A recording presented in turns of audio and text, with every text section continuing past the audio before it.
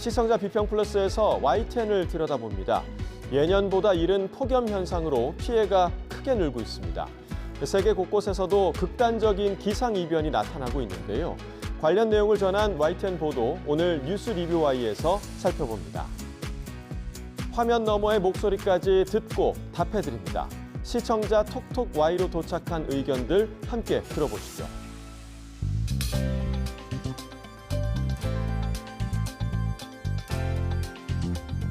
시청자 여러분 안녕하십니까? 나경철입니다. 밤낮 없는 무더위에 열탈진, 또 열사병 등의 온열질환 환자가 속출하고 있습니다. 질병관리청이 온열질환 감시 체계를 가동한 지 2달도 채 안 됐는데 누적 온열질환자는 사망자를 포함해서 1,000명을 넘어섰습니다. 유럽도 폭염 피해가 극심하다고 하죠. 세계기상기구는 때이른 폭염이 일시적 기상이변이 아닌 새로운 기후현실이라며 함께 살아가는 법을 배워야 한다, 이렇게 경고했는데요. 우리의 대응 계획과 시스템은 지금 어디쯤 와 있을까요? 고민이 깊어집니다. 자, 그럼 이번 주 시청자 비평 플러스 뉴스 리뷰 Y로 시작하겠습니다.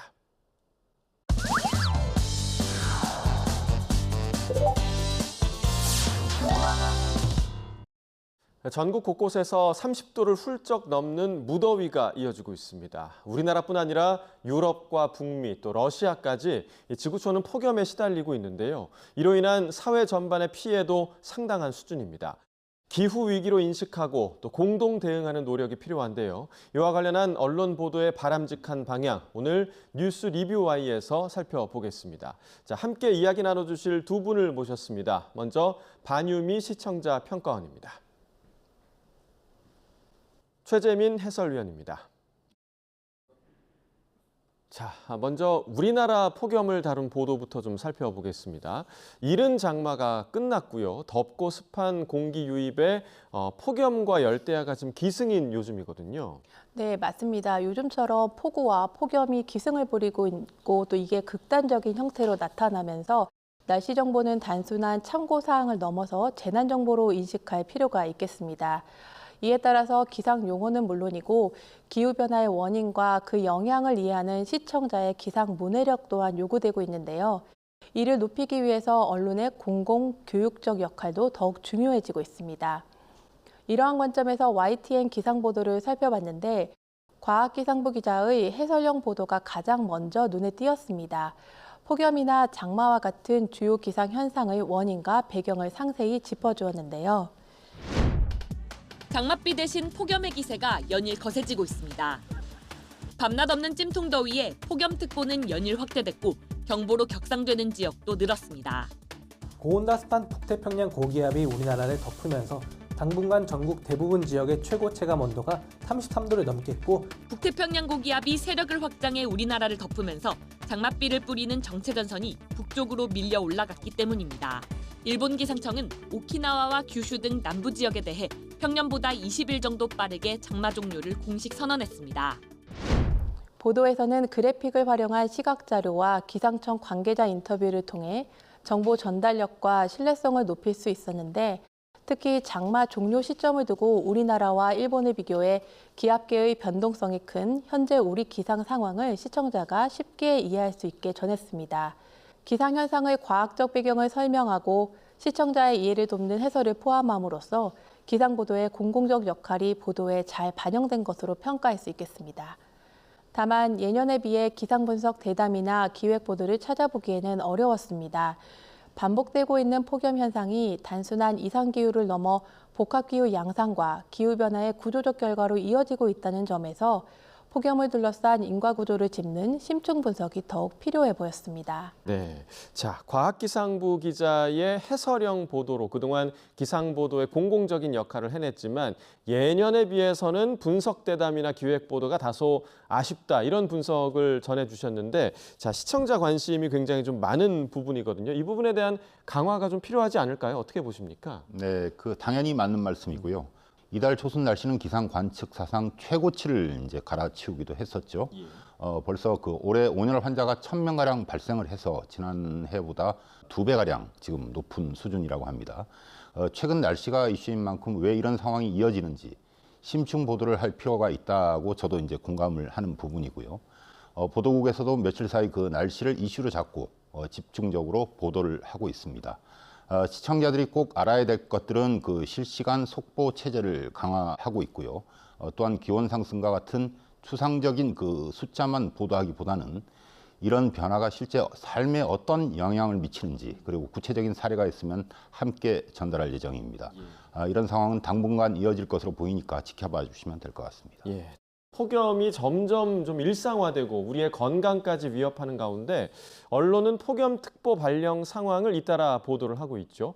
이처럼 국민의 안전과 직결된 사안일수록 보도의 정확성 또 전달 방식에 대한 점검도 필요할 텐데 관련한 보도 내용을 좀 살펴주실까요? 네, 마냥 반갑지만은 않은 폭염 소식이 연일 이어지고 있는데요.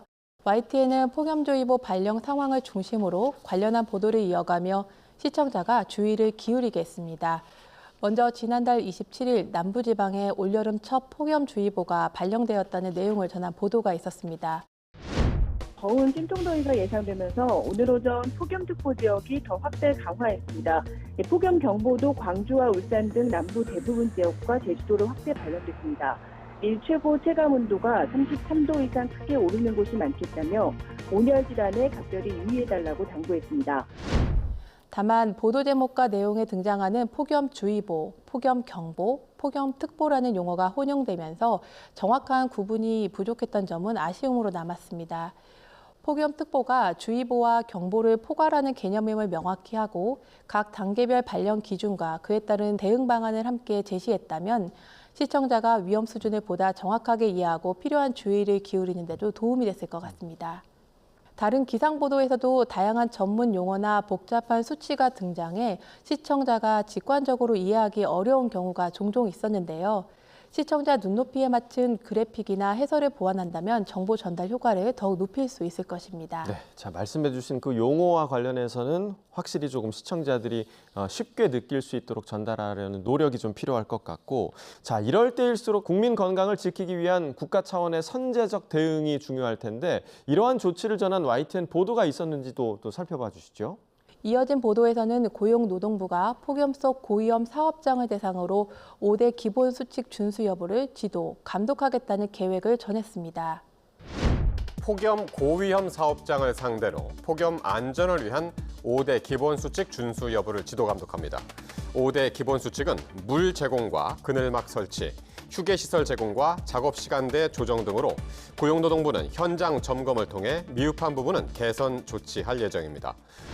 이들 보도는 폭염에 따른 정부의 단계별 대응 체계와 그 적용 방안을 구체적으로 보여줬다는 점에서 의미가 있었습니다.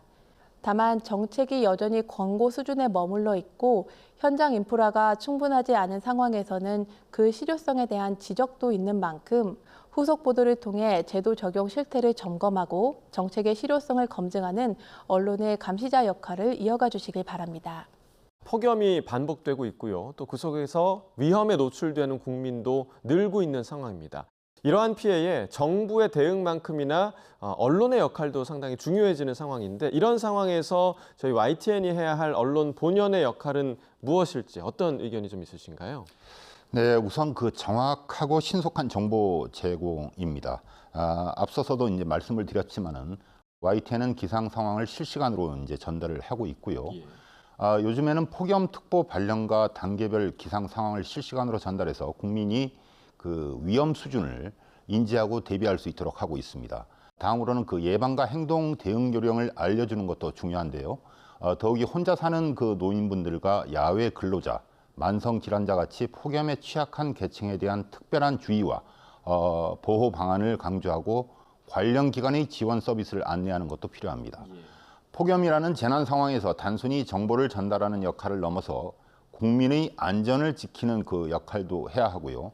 이를 위해서는 그 정확하고 신뢰성 있는 정보 제공과 그 예방, 기후변화와의 연관성 심층 보도, 그리고 공동체 의식 함양 같은 다각적인 노력도 함께 이어져야 할 것으로 보입니다. 네, 자 말씀해 주신 대로 언론의 안내도 상당히 좀 필요한 그런 상황이고요. 폭염이 우리나라만의 문제가 아닌 상황입니다. 기후변화로 인해서 생명을 위협하는 폭염이 전 세계적으로 더욱 심해지고 있는 상황인데 자, 관련 소식을 전한 YTN 보도도 함께 좀 살펴볼까요? 폭염은 국내뿐만 아니라 전 세계적으로도 심각한 영향을 미치고 있는데요. 지난 6월부터 시작된 이른 폭염은 미국과 유럽 전역에서도 계속되고 있습니다. 열돔 현상의 영향으로 미국 동부와 남부 유럽 지역은 최고 기온이 40도에 육박하는 극심한 무더위를 겪고 있다면서 보도에서는 세계 각지의 폭염 상황과 대응 양상을 상세히 전했습니다.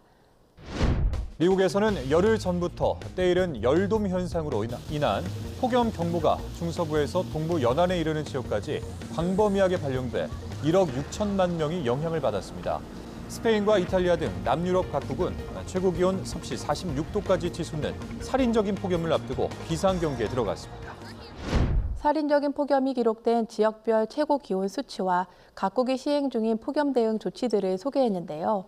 더욱 주목됐던 부분은 이번 폭염이 단발적인 기상이변이 아니라는 전문가들의 전망이었는데요. 극단적인 기후현상이 반복적으로 나타나면서 그에 따른 경제적 피해도 점차 확대되고 있다는 점을 함께 지적해 폭염이 일시적인 불편을 넘어 심각한 기후위기로 접어들고 있다는 점을 인식하게 했습니다. 네. 자, 전 세계적으로 폭염 피해가 얼마나 심각한지 보도를 통해 확인할 수가 있었는데 사실 이런 소식들이 타국에서 또 일어나는 일들이다 보니까 조금 현실감 없이 멀게 느껴지는 보도의 한계도 좀 있었을 것 같아요. 네, 맞습니다. 해외 폭염 사태 보도를 보다 보면 우리나라가 아닌 해외에서 벌어지는 기후재난을 다소 관망하듯 바라보게 되는데요. 일상과 연결해 체감하기 쉽지 않다는 점에서 해외발 보도에 대한 아쉬움이 종종 남았습니다. 이러한 점에서 일본발 폭염 보도를 국내 시청자의 일상과 자연스럽게 연계한 YTN 보도의 흐름을 살펴보면 좋을 것 같습니다. 일본 특파원과 연결한 보도였는데요. 현지 폭염 상황과 열사병 환자 급증 소식을 전하면서 기후재난이 인접국에서도 심각하게 진행되고 있다는 사실을 알렸습니다. 이어서 이틀 뒤에 해외 안전 여행 정보 코너에서 전해진 내용으로 현지 기온 정보와 함께 여행객을 위한 주의사항을 소개해 주었는데 국내 시청자가 자신의 여행과 같은 일상과 연관지어 생각하는 기회가 됐습니다. 6월 마지막 날, 일본에서는 올해 들어 가장 많은 전국 100여 곳의 기온이 35도 이상으로 관측됐습니다. 구마모토현은 38도를 기록한 데 이어 교토, 히로시마 등 37도를 넘어서는 지역도 속출했습니다. 일본 소방청이 발표한 최근 한 주 열사병 환자 수는 8,600여 명으로 전주보다 무려 7,600명 급증했습니다. 주의하셔야 될 텐데요. 어떻게 예방하는 게 좋을까요? 네, 먼저 무리한 야외 활동은 최대한 자제하고 수시로 생수나 이온 음료 등을 마셔서 수분을 보충하는 게 중요합니다. 가능하다면 해가 저문 뒤에 외부 활동을 하는 것이 좋고 해외발 보도를 단순히 전달하는 데 그치지 않고 국내 시청자의 일상과 접점을 만들 수 있었다는 점에서 긍정적으로 평가할 수 있겠는데요. 해외 특파원이나 글로벌 리포터와의 연결을 확대하거나 해외 기후 관련 보도에 이어 국내에서 활용 가능한 정보나 대응 수칙을 함께 제공해 준다면 지구촌에서 벌어지는 기후 위기를 우리의 문제로 받아들이는 데도 더욱 효과적일 것입니다. 이런 폭염으로 인한 피해 우려가 커지는 상황에서 기후 위기에 대한 인류의 대응은 오히려 후퇴하고 있다는 점을 지적한 보도도 있었습니다. 북반구의 평균 기온이 21도를 넘는 기간은 한 달여 정도였지만 역사상 가장 뜨거웠던 지난해엔 84일에 이르렀습니다. 올해도 이달 하순부터는 21도를 넘어선 것으로 추정됩니다. 이런 가운데 지금처럼 온실가스를 배출하면 3년 뒤엔 한계치를 완전히 넘어설 거란 연구 결과가 나왔습니다. 타국이 임박했다는 경고가 나오고 있지만 잇따른 전쟁과 트럼프 대통령의 집권 등으로 인류의 대응은 오히려 후퇴하고 있습니다.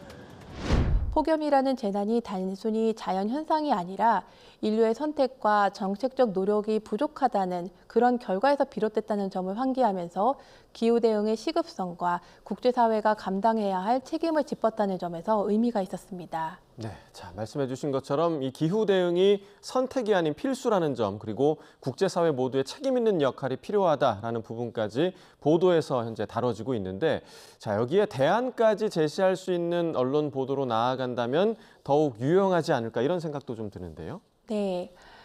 이어지는 보도를 살펴보면 기상청이 발간한 2024년 지구대기 보고서의 내용인데요. 이산화탄소를 포함한 주요 온실가스 농도의 변화라던가 기상현상과 온실가스 증가 사이의 인과관계를 과학적으로 해설했습니다. 지난해 한반도 이산화탄소 농도가 역대 최고였다고요? 네, 기상청이 오늘 이산화탄소 등 온실가스 농도 변화를 분석한 2024년 지구대기 보고서를 발간했습니다. 지난해 한반도의 이산화탄소 농도가 안면도에서는 430.7ppm, 고산 429ppm, 울릉도 428ppm으로 모두 역대 최고치를 기록했습니다. 공신력 있는 기관에서 분석한 연구 자료를 인용함으로써 보도는 정보의 신뢰성과 전문성을 담보할 수 있었고 시청자가 기후위기를 보다 심각하게 인식하는 데 기여할 수 있었습니다. 다만 기후위기에 대한 대중의 인식을 진전시킨다는 측면에서는 보다 고민이 필요해 보였습니다. 정부의 정책, 그리고 기업의 전략 전환, 개인의 실천 방안과 같은 솔루션 저널리즘의 관점을 반영한 보도가 시급하다는 점을 떠올려 봤는데 YTN 기후 보도에서도 이러한 방향성이 반영될 수 있기를 기대하겠습니다. 이러한 흐름 속에서 기후 보도에 대한 YTN의 전략이나 방향성에 대한 고민이 크실 것 같은데요. 해설위원님의 의견을 들어보고 싶습니다. 네, 그 기후 위기의 심각성을 알리는 것은 두말할 나위 없이 중요하고요. 개선책을 마련해서 실제 행동으로 이어질 수 있도록 하는 게 필요한데, 예를 들면 올해 봄에도 산불이 많이 이제 발생을 해서 큰 피해를 남겼습니다. 다 기후 변화와 관련된 부분인데요.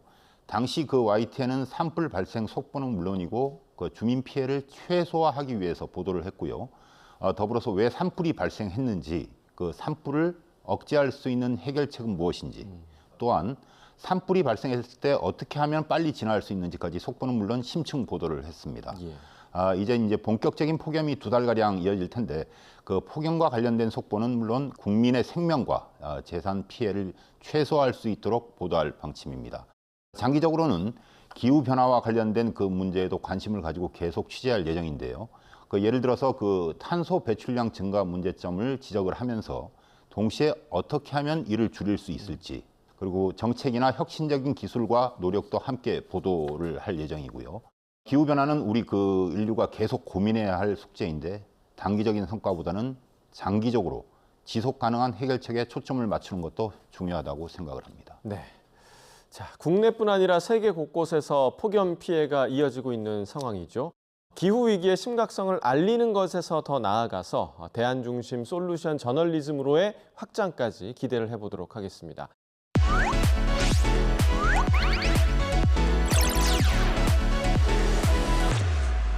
자, 시청자의 알 권리와 보도 가치의 향상을 위해서 노력한 방송을 꼽아보는 디딤돌 뉴스 시간입니다.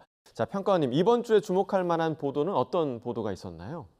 예보의 정보 전달 기능을 넘어서 생활 밀착형 콘텐츠로서 역할을 확장했다는 점에서 이번 주 디딤돌 뉴스를 꼽아보게 되었는데요. 네. 날씨를 주제로 한 일반 보도 외에도 생활 밀착형 정보로 구성된 날씨 예보 코너를 통해 시청자의 관심을 이끌 수 있었습니다. 단조롭게 구성되던 기존 예보 형식에서 벗어나서 다양한 타이틀을 활용하고 또 실생활에 유용한 정보까지 담겨 있어 기존 예보와의 차별성을 보여줄 수 있는 보도 사례로 볼 수 있었습니다. 먼저 이슈 날씨 코너는 날씨 변화가 일상에 미치는 영향을 시각적으로 포착하면서 예보를 보다 구체적이고 현실감 있게 전달했습니다. 기존의 수치 중심 예보와는 차별화된 접근으로 시청자의 체감도를 높이는 효과가 있었는데요. 또 날씨 캔버스 코너에서는 찜통 더위 속 불쾌감을 낮추는 방법, 냉방병 증상과 예방법 등 무더위 속에서 겪을 수 있는 어려움을 해소할 수 있도록 정보를 제공해 기상보도의 실용성을 한층 높였습니다. 자, 말씀해 주신 이슈 날씨 그리고 날씨 캔버스 코너, 새로운 구성의 날씨 예보 코너인데요. 생활 밀착형 콘텐츠로서 확장을 긍정적으로 좀 평가를 해주셨습니다. 자, YTN만의 날씨 예보 어떻게 탄생할 수 있었는지 제작진을 직접 만나봤습니다. 지금 바로 확인해 보시죠. 네, 안녕하세요. 15년 차 기상캐스터 김수현입니다. 날씨가 다른 방송국도 다 똑같으니까요. 그냥 몇 도다, 뭐 어떻다, 뭐 이런 것보다는 좀 더 필요한 정보를 드려야 보기도 당연히 더 도움이 되고 또 많은 분들이 볼 수 있기 때문에 오늘 날씨와 관련된 거 아니면 내일 날씨, 앞으로의 날씨와 관련된 내용이 어떤 게 있을까 이슈를 좀 뽑아서 그 이슈와 관련된 이제 정보들을 좀 드리려고 하고 있습니다. 일단은 저희 팀 자체에서 되게 다양하게 많은 도전들을 하고 있어요. 더운 날씨 속에 혹은 이제 더 날씨가 좋아졌을 때 또 추워졌을 때 이 건강 관리를 어떻게 해야 되는지 어떤 질병들을 어떻게 예방해야 되는지를 좀 알려드리고 이와 함께 이 날씨를 즐길 수 있는 방법이 있다면 어떤 것들이 있는지 함께 전달을 드리려고 합니다. 자, 그럼 오늘 뉴스 리뷰와의 마무리해 보겠습니다. 두 분 오늘 말씀 잘 들었습니다. 고맙습니다.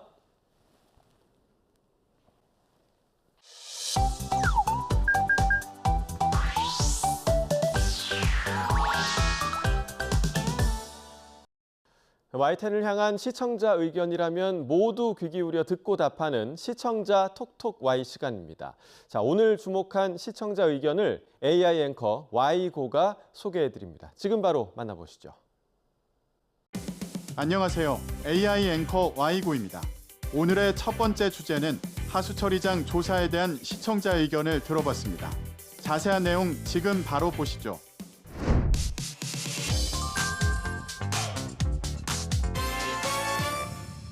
식약처가 전국 주요 하수처리장을 조사해봤더니 5년 연속 필로폰 성분이 검출됐습니다. 식품의약품안전처가 하수 역학조사를 진행한 결과 필로폰 성분이 검출됐다는 소식을 알린 리포트가 있었습니다. 조사 결과 지난해 전국 17개 시도 하수처리장 74곳에서 필로폰 성분인 메트암페타민이 모두 검출됐습니다. 하수 속 필로폰이 가장 많은 곳은 인천으로 1000명당 1일 평균 사용 추정량이 27.08mg에 달했습니다. 다음으로 충북 17.39, 경남 11.82, 부산 11.43, 경기 10.54, 서울 10mg 순이었습니다. 전국의 하수처리장 조사 결과를 지역별로 상세하게 알리고 추세를 분석해 조사의 이해를 높였는데요. 식약처가 전국 하수처리장을 조사한 결과 필로폰 성분이 검출됐음을 보도했는데 이러한 검출 결과에 대한 정부의 대응책도 함께 소개됐다면 공공기관 정책에 대한 이해도를 높일 수 있었겠다는 시청자 의견이 있었습니다.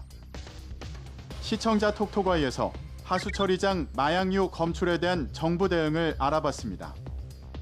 식품의약품안전처는 신종 마약 확산에 선제적으로 대응하기 위해 올해부터 우리 동네 하수 감시망 사업을 본격 추진한다고 밝혔습니다. 분석 대상 성분을 불법 마약류 15종에서 의료용 및 신종 마약류를 포함한 200여 종으로 확대하는데요. 분석 결과를 바탕으로 국내 유입 여부, 사용 추세 변화 분석, 임시 마약류로 지정되지 않은 물질에 대한 신속한 조치 등 적극적으로 대응할 예정입니다. 유동인구가 많은 도시에서는 배수 분구 중 10개 이상 지점에서 추가 채소를 실시하고 마약 성분이 검출될 경우 관련 건물 정화조 등에서 추가 채소의 추적성을 높일 예정이라고 하는데요. 또한 마약류 중독자가 방문하는 의료기관과 연계한 코호트 연구도 진행합니다. 동일한 특성을 가진 집단을 추적 관찰하는 연구 방법으로 의료용 마약류의 인체시료 분석 결과와 하수역학 분석 결과를 비교 분석해 불법 마약류 사용량의 예측 정확도를 높이고 수치를 바탕으로 중독자의 불법 마약류 사용을 감소시키는 방안을 모색한다는 방침입니다. 하수처리장 시료 분석은 실제로 사용되는 마약류의 종류 등을 파악할 수 있어 호주와 유럽연합 등에서도 활용 중인 조사 기법인데요. 시료에서 마약류가 발견됐다면 누군가 화장실에서 마약을 버렸거나 마약 복용자의 대소변으로 배출된 잔류 마약류가 검출됐을 가능성이 크다고 합니다. 다음으로 시청자 톡톡와의 두 번째 주제는 석유 비축량에 대한 시청자 의견을 들어봤습니다. 어떤 내용을 담고 있는지 이어서 확인해 보시죠.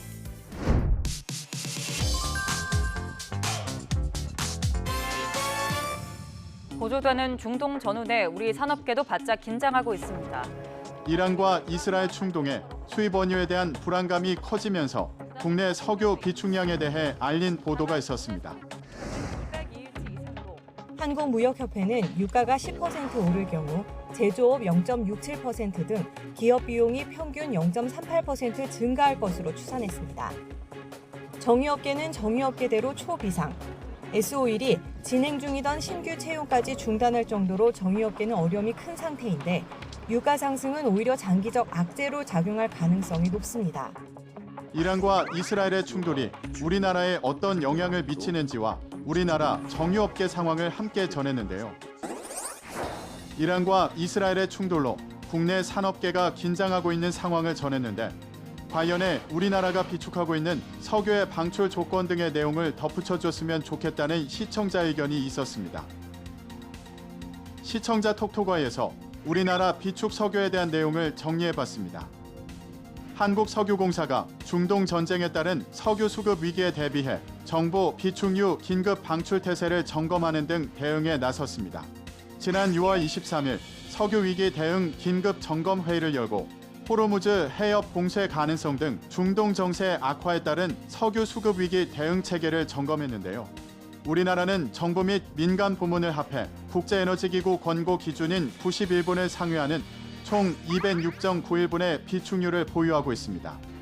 이 중 석유공사는 전국 9개 비축기지에 총 116.51분의 정부 비축유를 관리하고 있는데요. 석유공사는 국내 원유 도입 차질, 민간 원유 재고 급감 등 석유 수급 위기 발생 시 정부 지시에 따라 즉시 정부 비축유 방출이 가능한 태세를 갖추고 있습니다. 정부가 긴급 방출을 결정하면 석유공사는 국내 정유사에 배정된 물량만큼 송유관 유조선을 활용해 즉시 비축유를 방출하는데요. 석유공사는 중동 산유국의 국영 석유사를 포함해 7개 회사와 총 2,313만 배럴 규모의 국제 공동 비축 계약을 맺고 있는데요. 이를 통해 원유 수급 불안 등 국가 에너지 위기 발생 시 최대 계약 물량까지 우선 구매권을 행사해 석유 물량을 확보할 수 있다고 합니다. 석유공사가 해외에서 생산 중인 원유뿐 아니라 해외 파트너사의 물량 일부도 비상시 도입할 수 있도록 다층적 수급 위기 대응책을 세워놓고 있는 겁니다. 마지막으로 오늘 시청자 톡톡아의 세 번째 주제는 예스24 해킹 사태에 대한 시청자 의견을 들어봤습니다. 이어지는 내용도 지금 바로 만나보시죠.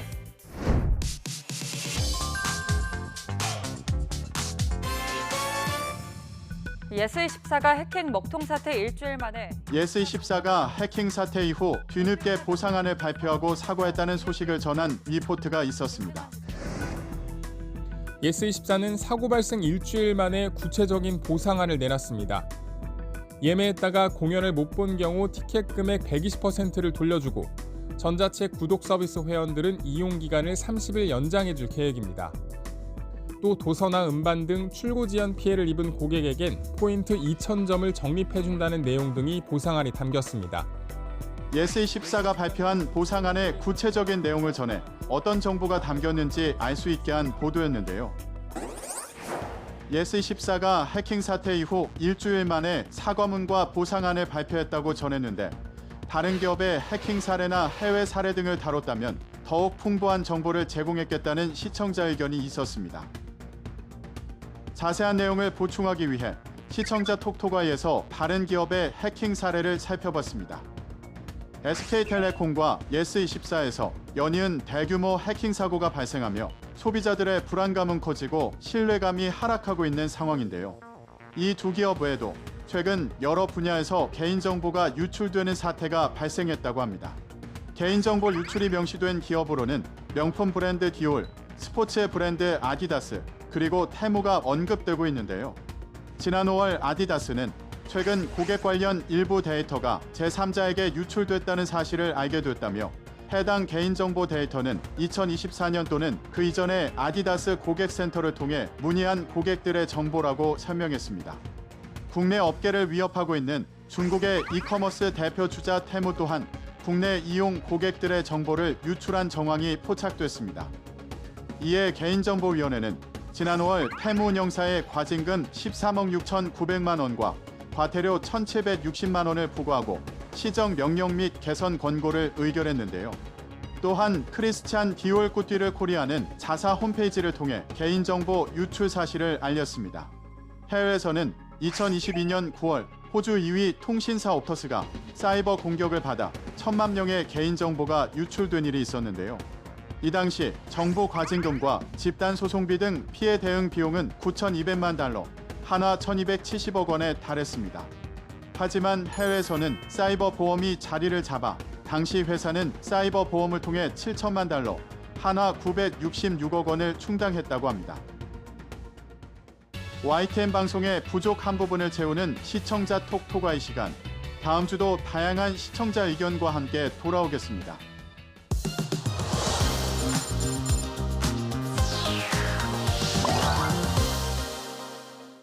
시청자 목소리로 YTN을 되돌아봅니다. 방송에 대한 여러 의견들 SNS와 홈페이지를 통해서 남겨주시고요. 시청자 비평 플러스는 다음 주 더 새로운 의견으로 돌아오겠습니다. 시청해주신 여러분 고맙습니다.